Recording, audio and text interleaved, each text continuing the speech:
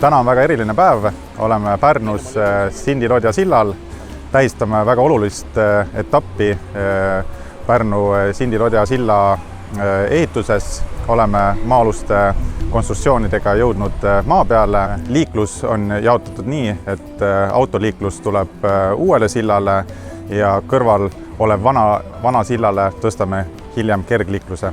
Siin Sindi-Lodja sillal me tegelikult oleme väga palju keskendunud arhitektuursele väljanägemisele. Sillal on veekujulised vahesambad, saledad konstruktsioonid, et siin on väga palju pingutame, et saaks ka sihuke mõnus keskkond kogukonnal, kus ka vabal ajal käia jalutamas. Ja ütleme, et sillale paigaldame kõik dekoratiivvalgustused ja ma arvan, õhtu pimeduses on väga mõnus jalutada. Sild valmib august 2027.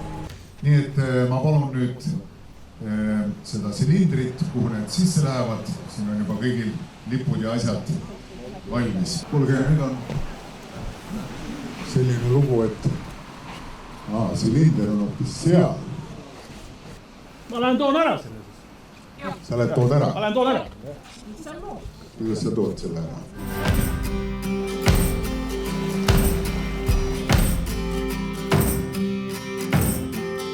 Meie kohalikele, meie külalistele, tegelikult tervele Eestile on iga sild oluline, see on ühendustee. Ja meile pärnakatele kindlasti ka emotsionaalselt oluline.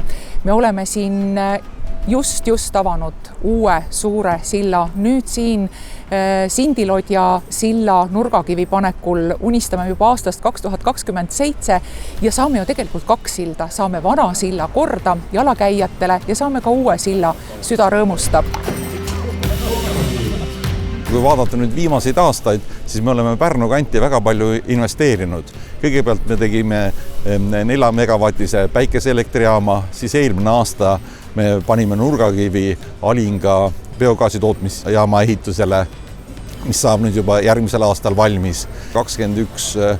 juuni me võtsime vastu Pärnu uue silla ehituse, kus Infra, meie tütarettevõte, oli põhiehitaja. Milline tulevikuplaan on, kas varsti näeme jälle kuskil siin piirkonnas? No, kindlasti, me püüame ikka igat pidi laieneda, aga vara veel neid välja kõik öelda.